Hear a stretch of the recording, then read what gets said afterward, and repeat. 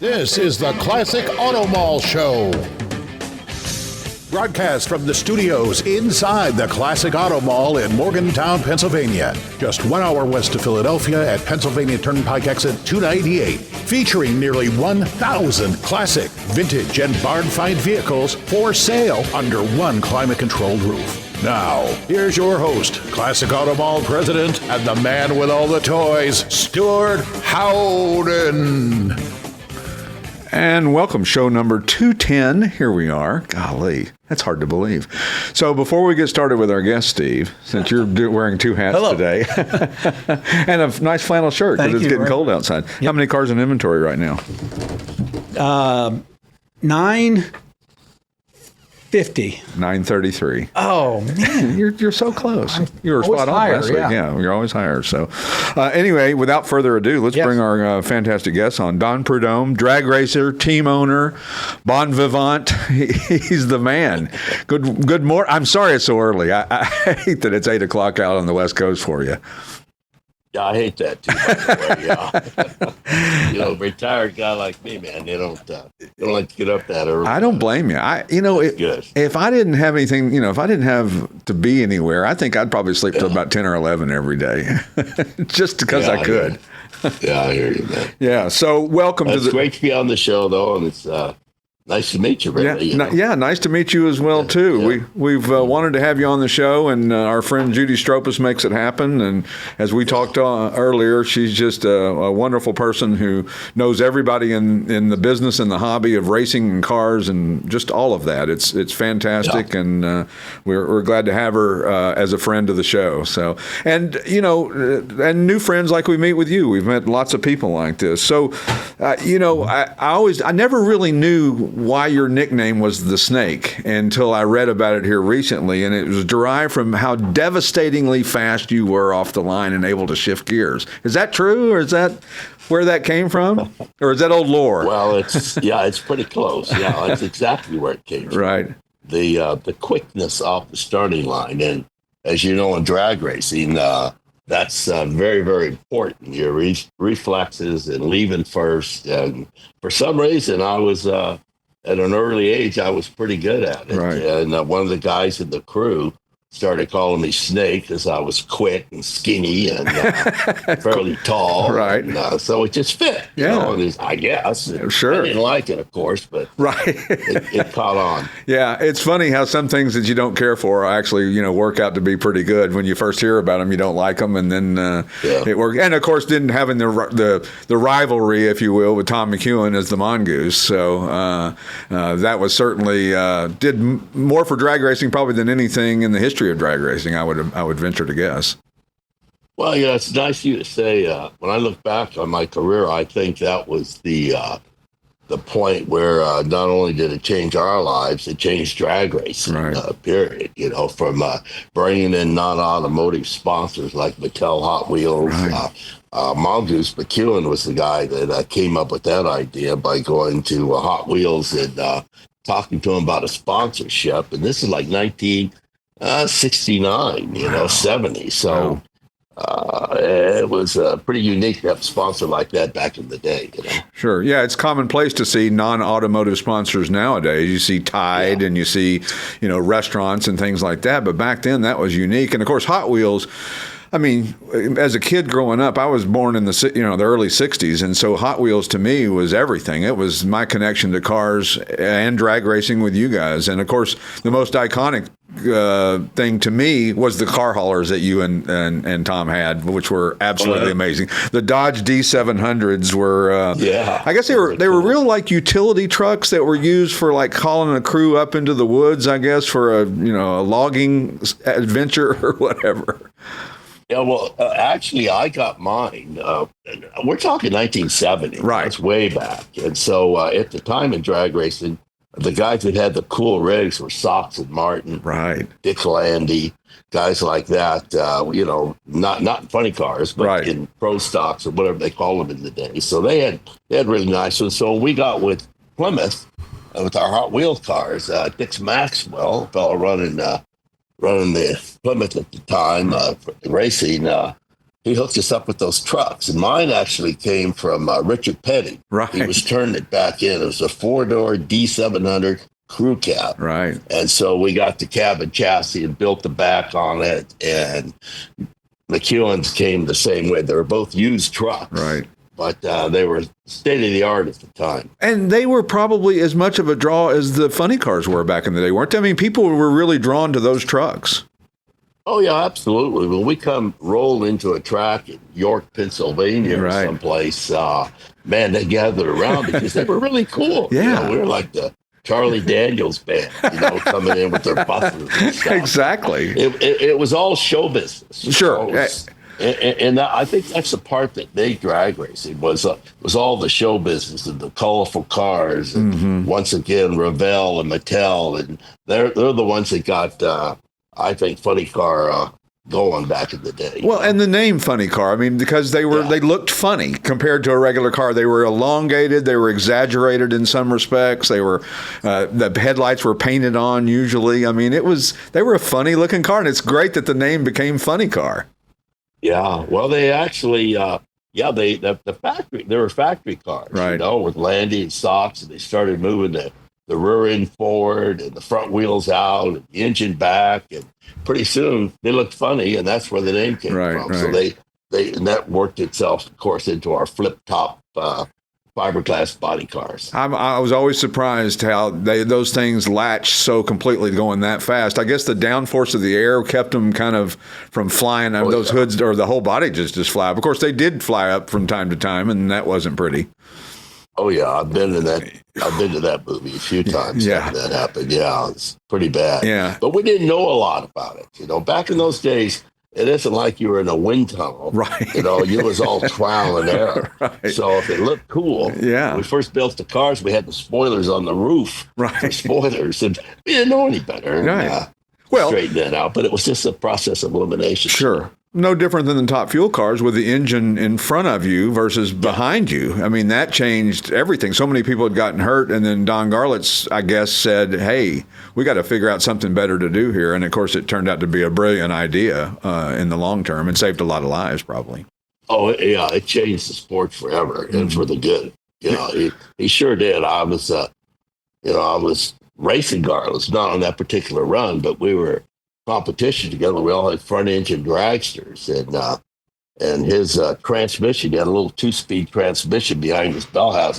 It blew up, and that's what cut his foot off. Right, cut the car in half, and it was then he went to a rear engine car and changed the sport. Absolutely. And, it was nice to see because, motorsports is supposed to be dangerous. I get all that. That's true. And it should be dangerous. It's going faster than you're really supposed to go, right? But it shouldn't be dangerous just for the sake of being dangerous. Well, no, but I think all motorsports went through that, Hell, I can remember the days, when they had aluminum, monocoque cars, right. Indy. Right. They hit the wall and it would for sure, you'd lose your feet, right. Break your feet up in those cars like, so many of the guys sure, did. So sure. Nowadays, they're composite. Race cars are a lot safer. Sure. Going 3 times as fast, but safer. I mean, 300 miles an hour was a crazy, milestone to hit. I mean, is there any more speed in them? Could they ever hit 400, or is that even a conversation? well, it's not in NHRA. It's 1,000 foot now. Right. It's not a quarter mile anymore. They shortened it up because of the speeds. Was that a mistake? I kind of think so. I think we should have tried to calm the cars down and still run the 1,320 feet quarter mile. That's right. What the sport was built around. But let's just say it was a Band-Aid they put on it. And right. Now at 1,000 feet, they're running 340, 341, 42, 43 at 1,000 feet. Yeah. If That's amazing. Yeah, that really is. It'd be interesting at Bonneville or something to see what one of these top fuel cars with the right gearing could do. Could it do? I imagine it could hit 400. I don't know if it wouldn't just launch into this atmosphere, but Yeah, I don't think that's possible. yeah, it seems. Yeah. Well, you never know. But it's interesting. NASCAR solved that problem with restrictor plates and different things that they kind of changed on the timing and the engine and all that. And like you said, I'll never forget when we moved here about 8 years ago. Maple Grove is just north of us, 7 miles from here, which is a great old school track, and in the middle of Pennsylvania here. And I walked up to some guy in the pits and I said, "So how fast you going in the quarter?" And he goes, "Son, we don't run the quarter anymore. We run 1,000 feet." I said, "Oh, sorry." But you're right. It was always synonymous, a quarter mile. That was a benchmark for a street car or for a race car. Yes, it was. Yeah, that's what we grew up with. That's what it was all about, was a quarter mile. But I'll tell you, the cars are so fast that when you're watching them, you don't know if it's a quarter mile or 1,000 feet. All you know is it's really, really fast. And really loud. I mean, they are really loud. Yeah.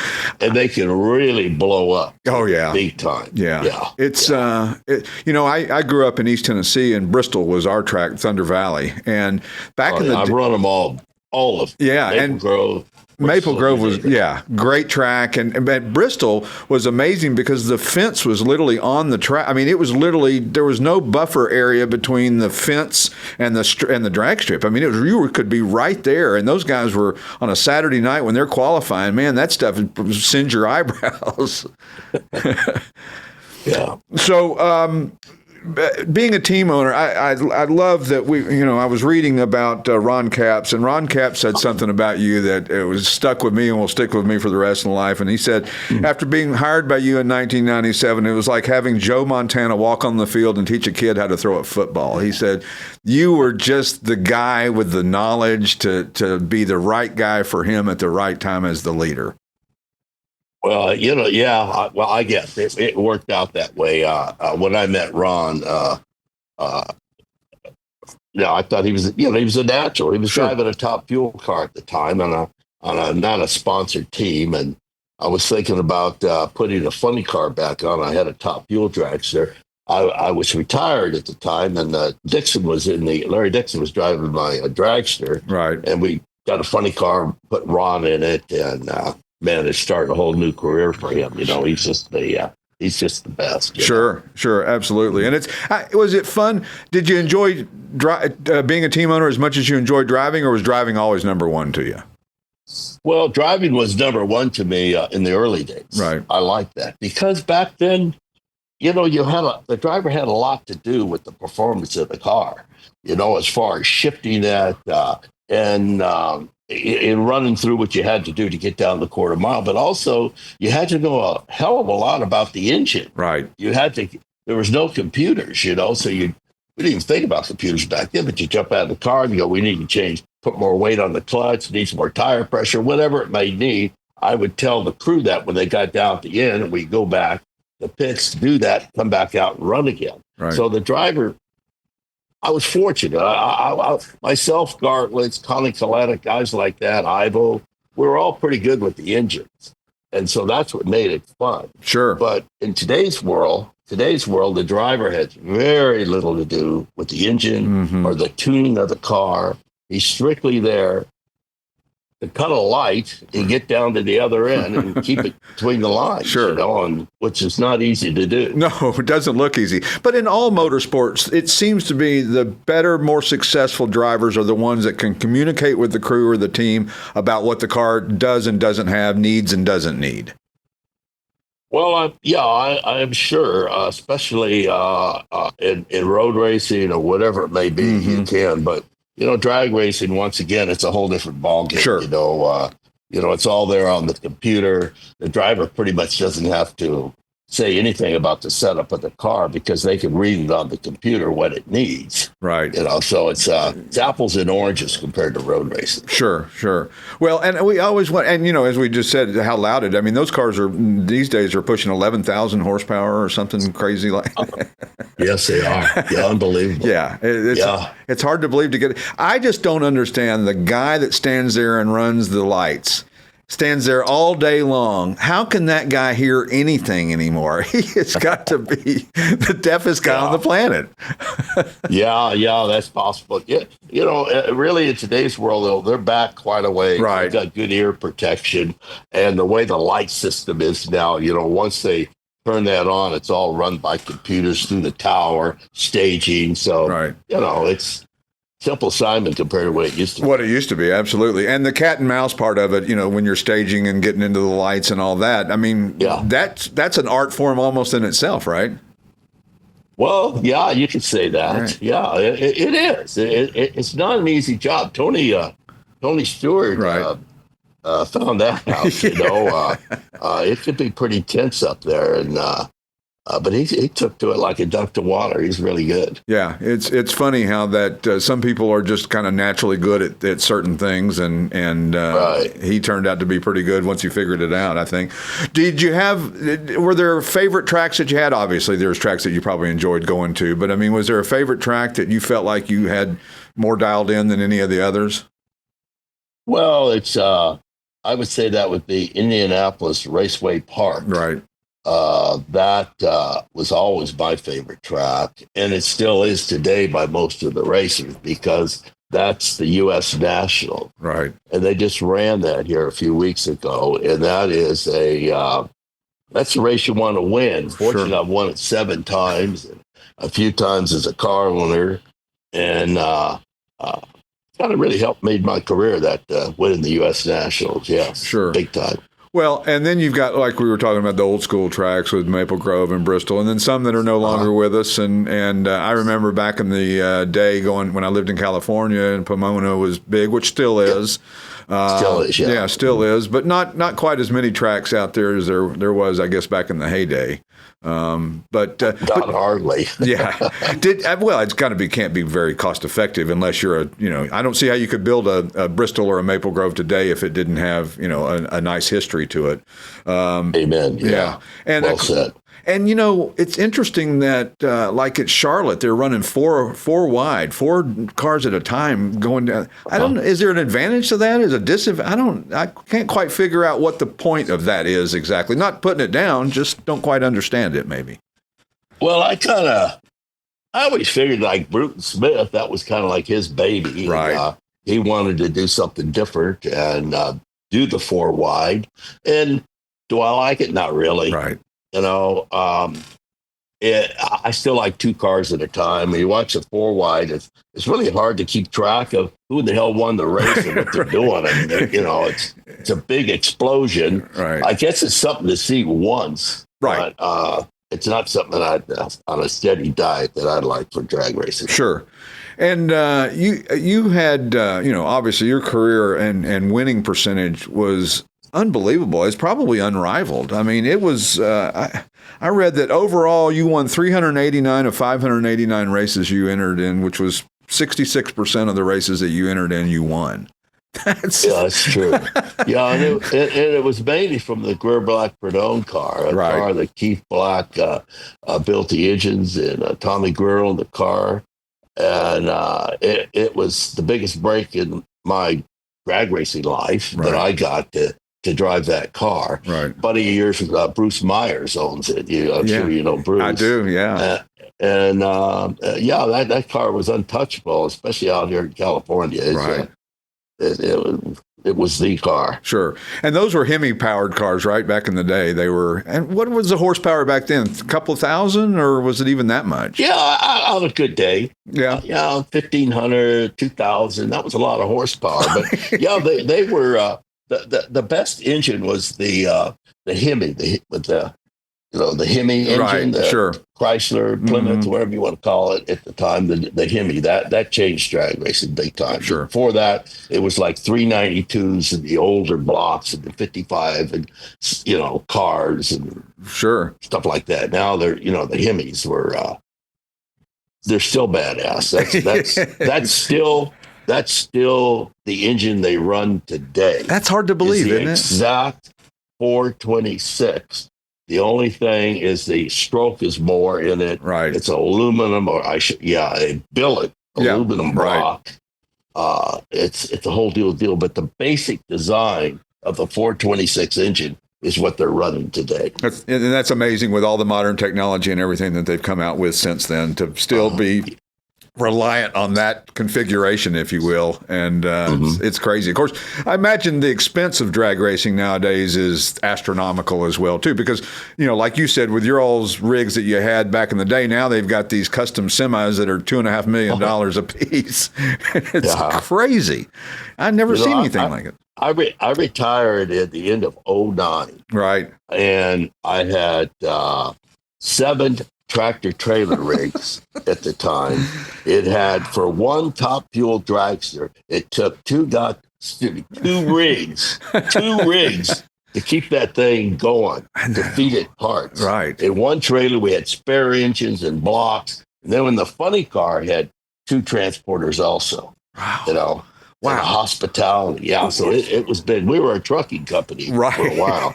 You had to be, right? Yeah, you had no choice. Yeah, but that, that was amazing to be a part of that, to see the sport grow like that, from greasy T-shirts and no uniforms. It was just nothing back in the day. Sure. And, so I got to see all that, and that's you were like rock stars. You guys were like rock stars when you rolled into town. Yeah, sort of. I mean, they come out to see us, man. It was absolutely. And Mattel, I think, has remade the hauler and the funny cars that go with it. I saw somewhere at Walmart or something they have those the setups on that. And of course, I guess you had found both of those haulers back in the not too long ago and had them restored, right? You found your original one and McEwen's original one and restored them. Yeah, I kept a lot of my cars, right? My Army car, a bunch of cars. I had a shop full of my old cars, and had the Hot Wheel car, and the transporters just seemed like the next thing to do. But it took a while to build those out. I bet. Rick Henrik has them now. I understand they're beautiful. Yeah, they're just they're really, really nice. But He's got an amazing collection, but I bet you the centerpiece is, I bet the one that people most talk about are those 2 transporters. I would guarantee you, because they're just, everybody remembers them if you grew up in that era. Yeah, well, thank you very much. Yeah, I absolutely had a ball restoring them.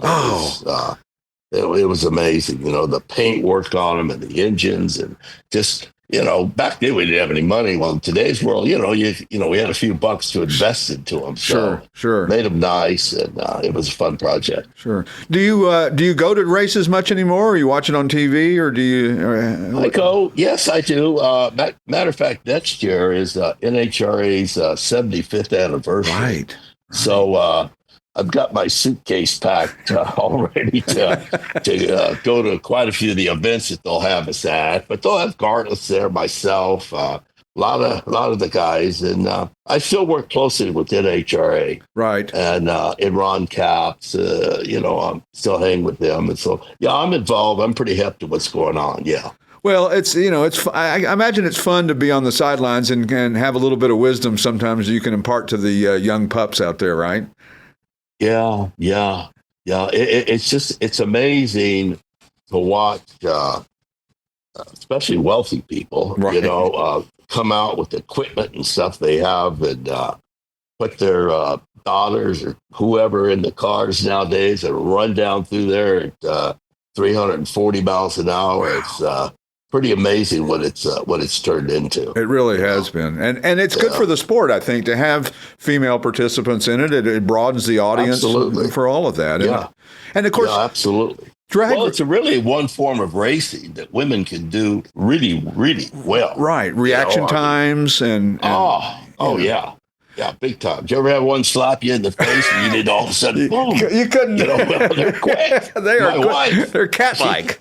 Yeah. But you're the snake, so you should be able to, you should duck her. So did people get... Women are extremely quick. Good at cat-like reflexes.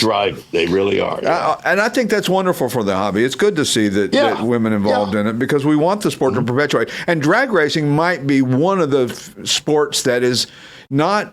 You can't watch it on television and understand it. You have to see it in person to really know what drag racing is all about, because you can't replace the sound and the fury on television, but you can sure in person that you know it. And if you've never been to one, go. And if you go, you'll be blown away. Agreed. Yeah, absolutely. I brought many of my friends out there to see it, including Chip Ganassi for the Right. first time, and it blows them away. Yeah, it's an everlasting thing. You'll never forget that. I mean, the ground actually shakes when you're standing there and the vibrations they leave. Yeah. It's pretty amazing. And it's funny because for all that power and all that we talk about, my wife, like Maple Grove is this coming weekend for us here, and it's middle of September in central Pennsylvania here, or southeast Pennsylvania. And my wife likes to go into the drag races. She has a good time in it, enjoys it, and because that power. I mean, it's something that you can't believe that something can possibly be that loud and that pounding on the ground. It's hard to believe. I agree. I agree with you. Yeah. But, the cool thing is like Maple Grove, you can buy your ticket and go down in the pit area, hang out with cars, get autographs, Absolutely. Go see pro stocks, F stock, whatever you like. It's there. It's a wide range of things to do when you're at the drag races. And that's why most people like it. I think so too, and you can become. It's really one with the fans. I think there's a lot of analogy between that and country music. Country music was always big about signing autographs and staying and meeting with the fans after the show and that kind of thing. And you didn't see that in the rock and roll world as much. So it's kind of the same type of thing. But those mechanics that work on these top fuel cars and funny cars, I mean, they've got a job. That's a tough job. I mean, it's hotter than hell out there. They're working probably through the night sometimes to rebuild an engine, right?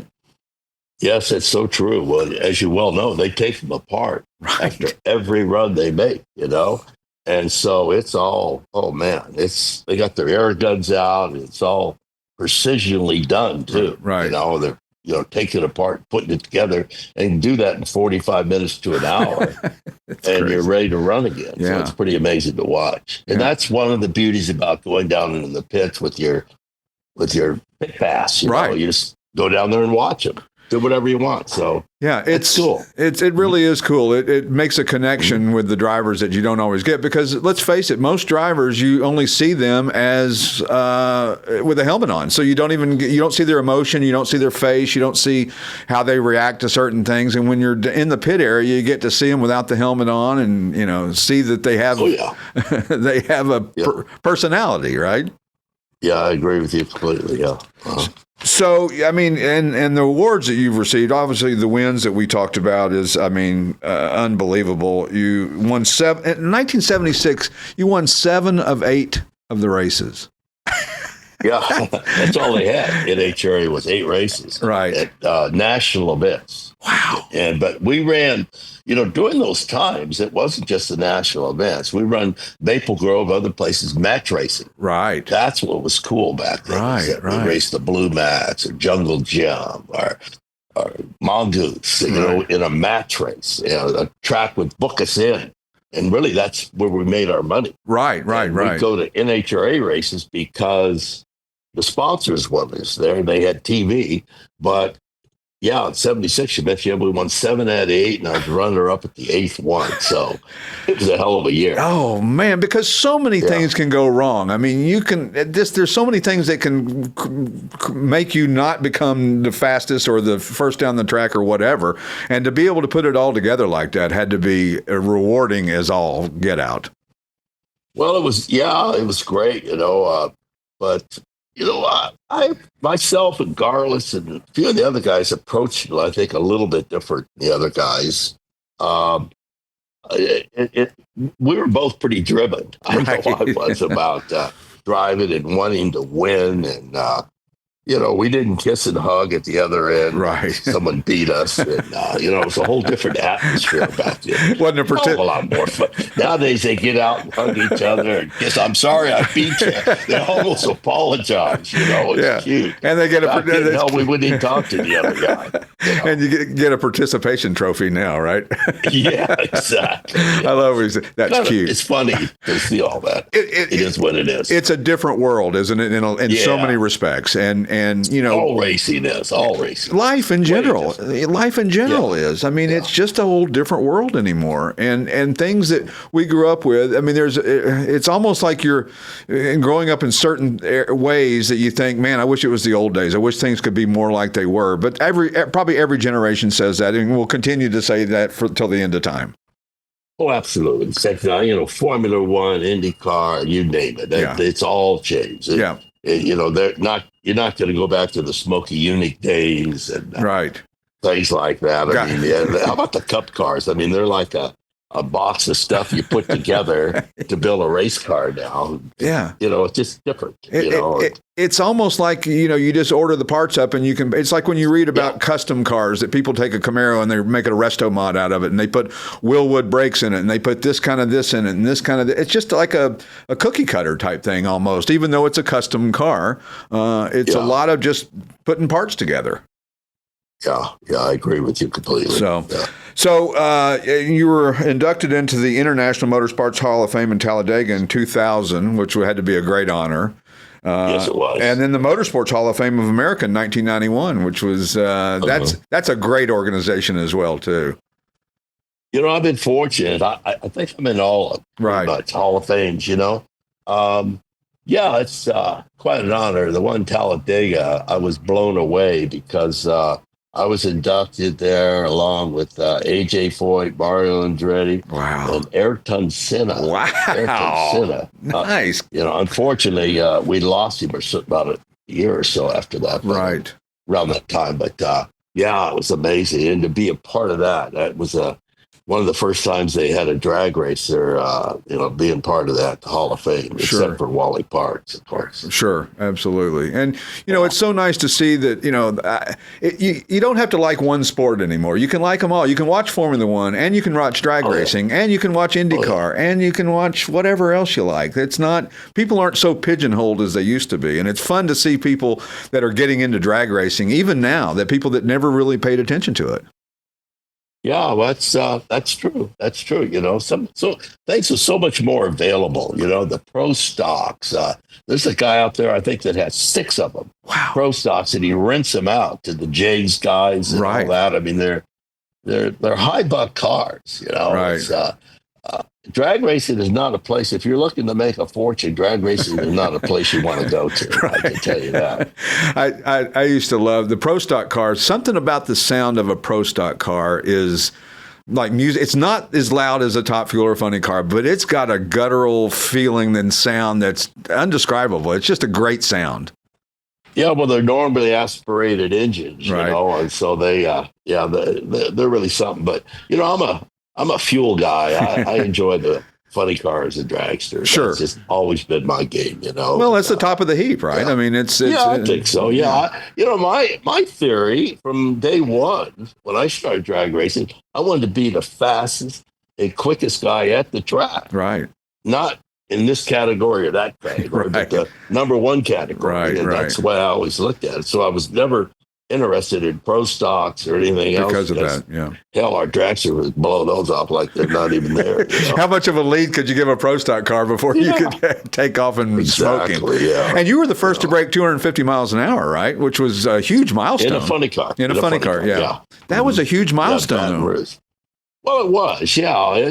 We were running 245, 240, this and that, but all of a sudden, we're down in Baton Rouge and we had the right tire combination, the right track, and it ran 250, which was it was hard to tell the difference, a couple miles an hour, Right, but, It was a milestone. It was a big deal at the time. And of course, Bernstein was the first guy in a dragster to run 300. I remember that. Now they run in the 8th, and this was in a quarter mile when he did that 300. Right. And in the 8th mile, now they run. A good run is like 303, right? A little over 300 miles an hour in the 8th of a mile. That's hard to believe. I mean, that Try that on. Yeah. Man, you have a chin strap on your helmet that you have to keep your head forward because the G-force will throw your head. You'll hit the cage in the back. Sure. It's quite a ride, yeah. Oh, my God. That's hard to believe in the 8th of a mile to do that. I remember. Yeah, I think 300, the 8th. Yeah, that's just, 0 to 60 on these things is like, you can't even blink fast enough to get to 60, right? It's just instantaneous. It's not even a metric that you could ever measure. If you could change anything about drag racing today, what would it be? Is there something you'd go and change if you were the guy who was in charge of everything? Yes. Yes, yes. I would have stopped them a long time ago. A building this much power, Right. going that fast, cutting it back from a quarter of a mile. I wish they would have worked, and I tried to get them to to look at the rules closer. Sure. You know, smaller superchargers, one magneto instead of two magnetos, things like that, to try to slow them up a little bit, you know, because, man, I don't know where this deal's going to end up. Right. You know, right now, the real danger is losing tires. Right. We had this guy Reed not long ago in his top fuel car. He lost a tire in the third, turned around backwards. Jeez. And, you know, lost part of his hand. Right. Goddamn things are fast. Man. Yeah, they absolutely are. You're right. They probably are too fast. And, you know, you hate to say that as a racer that, you know, something's too fast, but Well, there's really no big rules on them. I mean, they're all the same. Right. You know, hell, they have fuel pumps on them that pump like about 120 gallons a minute, the fuel pumps. And all it's just a powerful bomb. It's this liquid that goes in there. Right. And then it has around 60 pounds of boost. Wow. You know, in there with this nitromethane. And that nitro goes off under compression. You know, it's a liquid chemical. It's not like gasoline. Right. It goes off an explosion. I'll tell you why. That stuff's powerful. It's scaring me just talking about it. Well, yeah, me too. That's why I don't do it anymore. Well, listen, it was such an honor to have you on the show today. We really. Oh, one last question. My most important question. What's your daily driver? I have a Dodge Demon. Nice. 170 Demon. Nice. Oh, it's badass. Oh, man. I mean, it's got so much power. You have no idea. You ever drove a Demon? I haven't driven one, but I've driven something that was close, and it wasn't even hard to even imagine it, you know, that fast. Yeah, it's right. Yeah, back in the car. Yeah, 170. And my main driver, though, to be honest with you, is the pickup truck. Of course. Chevrolet pickup truck. I love that truck. I'm the same way. I got my GMC truck, and I wouldn't trade I'd get rid of everything but that if I had to. So my hot rod days are over. I don't need no roadster. Yeah, don't need a Corvette you can't get in and out of, right? Shit, no, can't even get in. Don Prudhomme, thank you so much for being on the show today. We really appreciate it, and we'll catch you in just a couple of minutes back on the Classic Auto Mall Show. We'll see you then. Whether you want to buy or sell a classic, collectible, or special interest vehicle, you need to visit the Classic Auto Mall website for more information. If you're looking to buy, you can easily search our inventory of more than 1,000 vehicles on the web at classicautomall.com. And we're back with the Classic Auto Mall Show from the Classic Auto Mall studio in Morgantown, Pennsylvania. Well, he was as good as they get. He's a legend. He is so legendary. I had the little model when I was a kid. Of course, we all did. We all had the models. We all had the snake. I mean, you think about it. Not many people before. I didn't know anything about drag racing as a kid before the Snake and the Mongoose. Right. And then that came along. It was on my radar, and I knew what it was, and I was into it. And not even realizing at the time that Bristol was just north of us about 80 miles, which was Thunder Valley. Oh, sure. Which is the greatest track I've ever been to. It's it's like the NASCAR track, the oval that they have there. I mean, it's just really a special place. And, you know, so legendary. I mean, his winning percentage is unbelievable. Untouched. 378 out of 578 races he won. Do you know any of the current racers' names or anything? I don't know really John Force, but I don't even think he doesn't race anymore. His daughter does. His daughter, some Courtney Ashley. I'm not sure. A Force. Ms. Force. Miss Force. Which is the greatest name of any racer. Yeah, it really is. It's really a great race. It was interesting, his thoughts on the four-breast racing. Yeah. You should see it once, but he's not a huge fan of it. And but it's, you know, it's interesting, a guy like him, the amount of knowledge. I'm most proud of doing the show in the fact that we have stuff like that documented, that it'll be out there forever. Sure. You know? That's right. How cool is that? I thought about that during the interview. I'm like, he's saying stuff that will go down in history as, you know, his opinion. Absolutely. Absolutely. So a lot of fun, and, you know, always nice to have somebody that you grew up idolizing as a kid. Where did we sell cars this past month, you ask?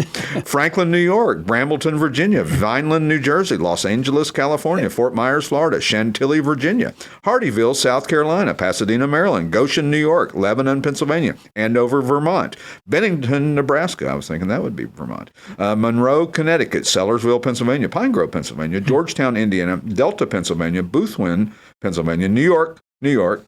Ephrata, Pennsylvania. Roscommon, Michigan. Wayne, Pennsylvania. Philadelphia, Pennsylvania. Ridgecrest, California. Kutztown, Pennsylvania. Hockessin, Pennsylvania. Lubbock, Texas. Hyde Park, New York. Colorado somewhere. Wow. Wow. Is that Incredible.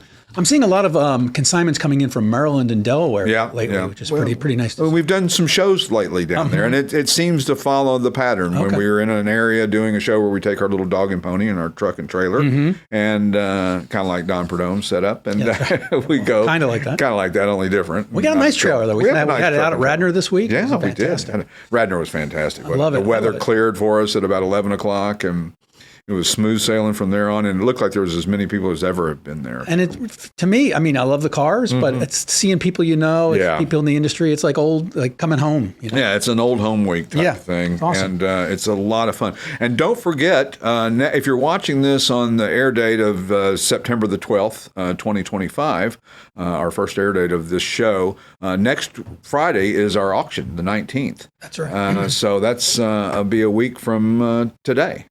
If you're watching it or listening or watching from the first day. That's right. A week, 6 days from the air date of this. So Friday, no reserve. About 90% of them do not have titles. What does that mean? That means they don't have a title. It's a bill of sale only. We have paperwork to prove that. That's right. It's a bill of sale only. It's no title. It's a notarized bill of sale. If you buy this car, you're either buying, or buy any one of these vehicles, you're either buying it for parts or you know how to get a title ahead of time. But you can't go to the DMV with a notarized bill of sale and get a title. You have to go to the court and petition and a lot of things like that. So if you have any questions about that, call me, 888-227-0914, and I'll be happy to discuss it a little further, because I don't want any confusion. I don't want you to think that you're going to be able to do something that you can't.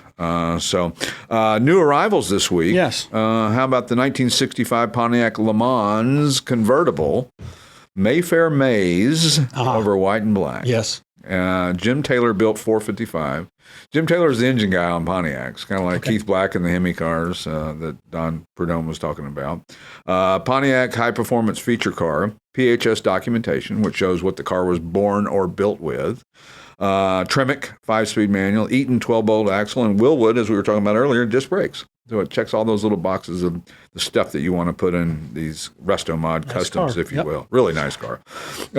Next, but not the least, 1964 Chevrolet Malibu SS hardtop, silver blue over blue, rebuilt 327. 327 is a great engine in these cars.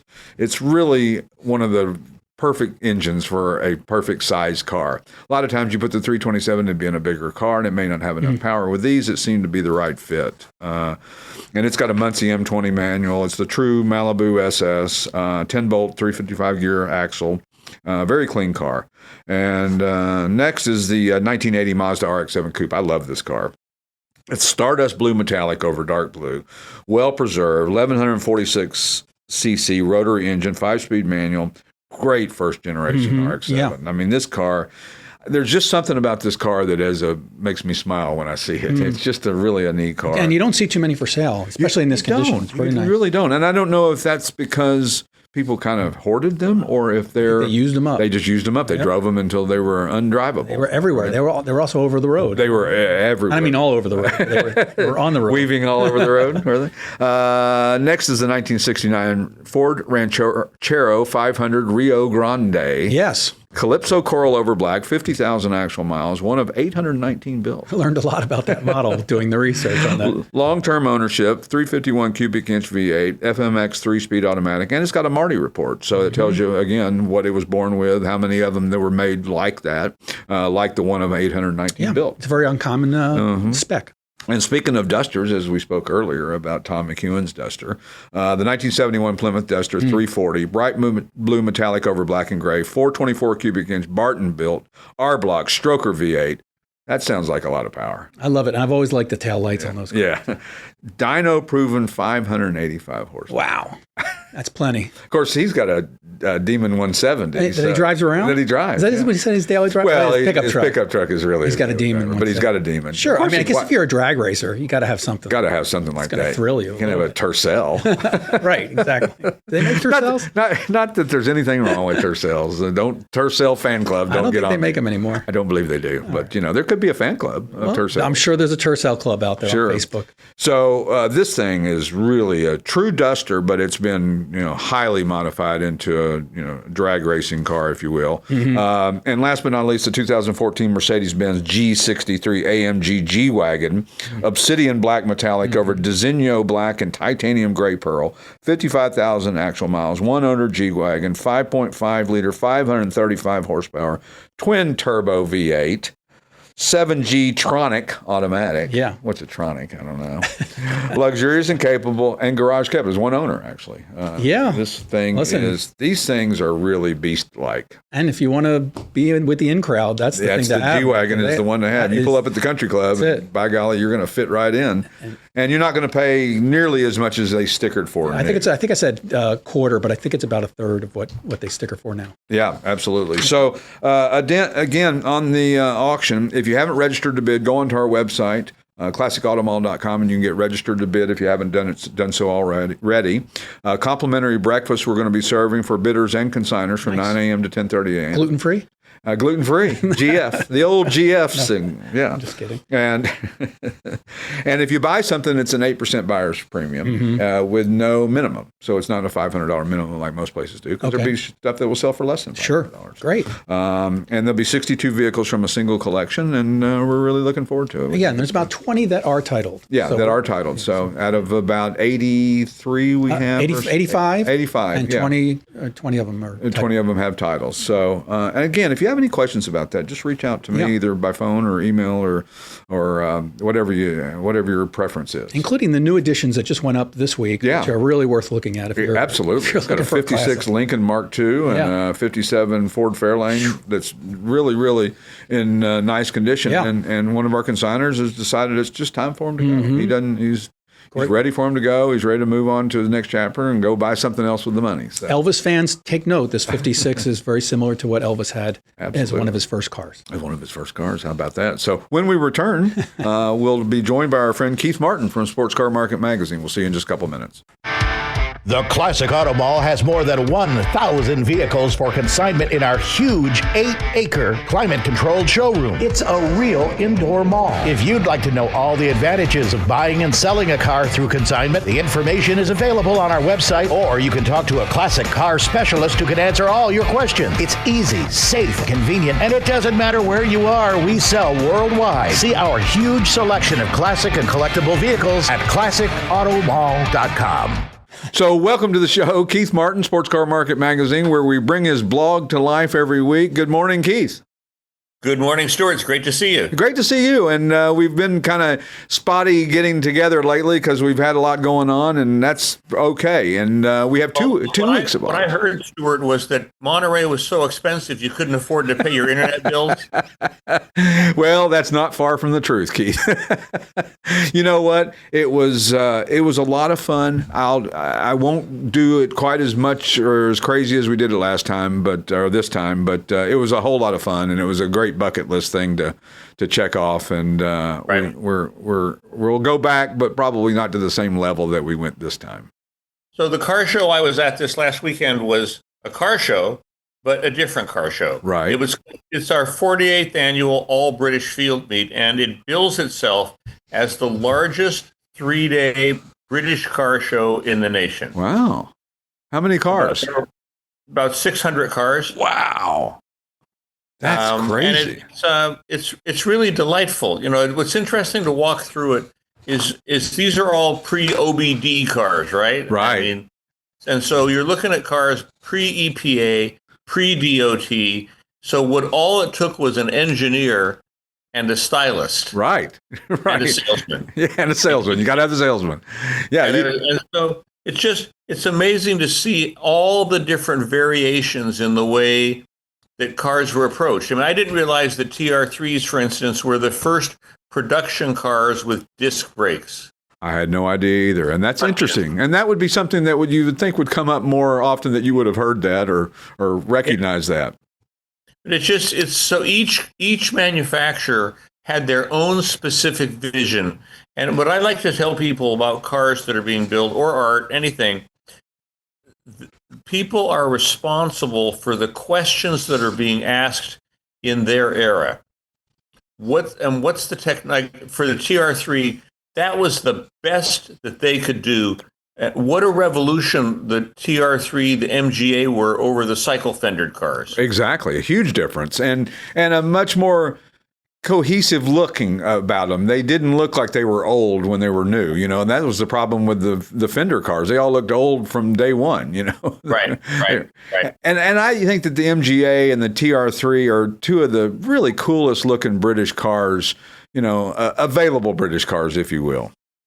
I would agree with that. And they were a definite break from pre-war. Right, exactly. So, and of course, then they had to modernize them, and of course, then the regulations kicked in, and you saw what you saw with bumpers and different things like that, and people trying to figure it out without completely destroying the car. And of course, some of the bumpers on the MGs were.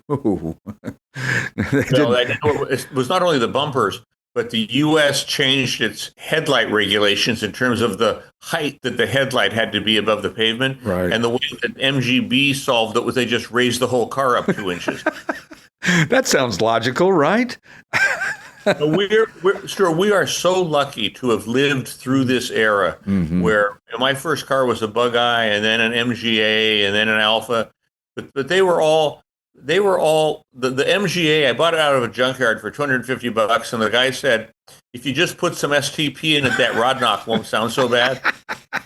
Of course, that'll fix it. It always fixes it, right? It does. And if it won't start, you just beat on the starter with a hammer until it does turn over, right? It will start. At some point, it will start.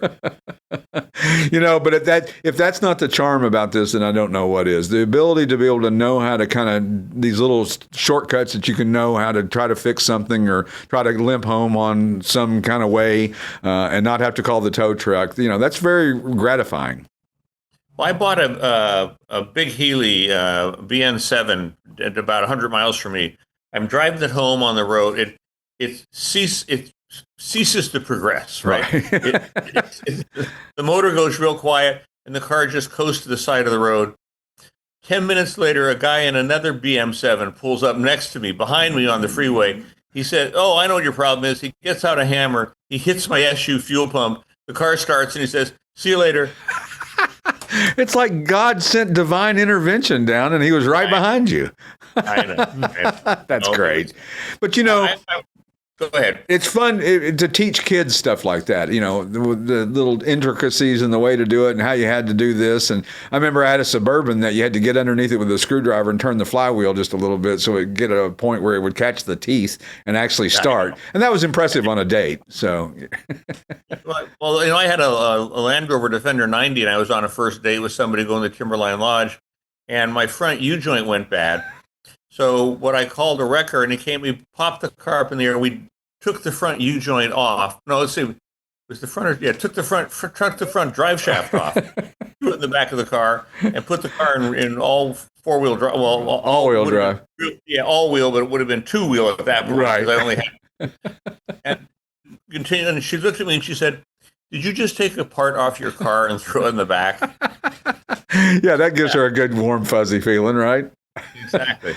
We had a Mercedes 420 SEL as just a daily driver, and the rear shock came loose because it rusted out on the upper tower part, and so we just took one of the rear shocks off and threw it in the trunk. And just still drove it, and it didn't matter. I know. Well, we have been lucky because we've been through cars when they've been pretty good and then gone to pretty bad. Sure. Well, as you and I both have talked about in the past, and we both know, when the 70s hit, and of course I was mid-teens when the 70s, in the middle of the 70s, and we thought there's never going to be a cool car ever again. The horsepower is gone, the performance is gone, the handling, the looks. Nothing's going to be cool anymore. And of course we were wrong, and I'm glad we were. OBD2. Yeah. Look that up for those of you who don't know what he's talking about. So, so the British all British field meet. Your question was, should you slalom the Jaguar? Yeah, because they offered a low speed slalom, which is like an autocross, right? Tight turns, and with that V12 Jag, it's got it's an automatic, so really you just put it in first gear and drive it. Just go and don't hit the cones, right? Yeah, don't hit the comments I get back were pretty interesting, because one of them said, "Do you like your wire wheels actually touching the rim, or would you like to have them just poke the spokes poke through into the tire?" Yes, and you said, "Of course, that's what I would like." Duh. And they said, "No, just exactly what are you going to prove by doing this to this car?" I liked when your comment was about, I can't remember, but your mechanic loves it when you put 10,000 miles on a car in a day, or the equivalent of. You slam on the brakes and slam on the accelerator more times in a slalom than you do in 6 months. Exactly. Yeah, it's tougher on the cars than people realize. You better have it well sorted, otherwise you're going to have problems with it, right? Yeah, it's better. Like my daughter's got a Lotus Elise. Now that's a good car to autocross. Sure, absolutely. Tight and small and agile and fast, right. And checks all the right boxes, right? The V12 Jaguar weighs 3,500 pounds. And most of it's the engine up front, right? That's right. The thing that you're squealing when you're turning the tires and making them whine. I decided. I put a stack of Benjamins, $5,000 on one side, and I put the trophy for the slalom on the other side. Which would I rather have, the 5,000 or the trophy? And you chose the trophy, of course, right? I did, of course, because car guys. Yeah, car guys. We're not going to not choose the trophy, duh. So this event's been going on since the 70s. I mean, that's pretty amazing. That 48th year. Wow, how cool is that? And 600 vehicles, and I imagine every parts vendor that had anything to do with British cars was there as well too. That's right, and it just, there were probably 70 or 80 Land Rovers of different categories. The MGs, Triumphs. I saw 3 Triumph Stags in one place. No. Is there 3 left? Because I have one of them here, so I thought there was only. You have 1/4 of the collection. Exactly. Yeah. How funny. Well, it's to each his own. The Stags have love. They're loved by people that really, really. I think it's people that grew up and some cool kid down the street had one or something. It's funny how these cars become iconic to people and really hit certain people's buttons and don't always do it for the general population. I have never heard the words iconic and Triumph Stag used in the same sentence. Well, I just wanted to be, have a first here, Keith, for heaven's sakes. We've got to differentiate ourselves from everybody else. And the 4 of them were kind of hiding off in the corner. Right, exactly. Well, because I think they were swapping parts. They were, yeah, because they can do that somehow, morphing internally or something. So, I know. Anyway, so great to have you on as usual, Keith, and we will look forward to speaking to you again next week on the Classic Auto Mall Show and bringing the Sports Car Market podcast to life. We'll see you then. Here's a special offer from Sports Car Market Magazine. Get a 6-month subscription for just $19.95 by going to sportscarmarket.com/test drive and the number 6. That's sportscarmarket.com/test drive 6. If you're a buyer, a seller, or just general classic car enthusiast, publisher Keith Martin says, "We've been around almost 40 years. It's the Wall Street Journal of the collector car world." Activate your 6-month trial of Sports Car Market Magazine by going to sportscarmarket.com/test drive 6. Offers for a limited time. Be in the know with Sports Car Market. The Classic Auto Mall Show with their host, Stewart Howden. Executive producer, Steve Seth here. Produced and engineered by yours truly, J.R. Russ. Video editor, Randy Lammy. Available on ClassicAutomall.com, YouTube, or wherever you get your podcasts. Music courtesy of the Pat Travers Band. For tour dates, contact, and stuff, visit PatTravers.com. Produced by Car Smarts Media. Copyright all rights reserved.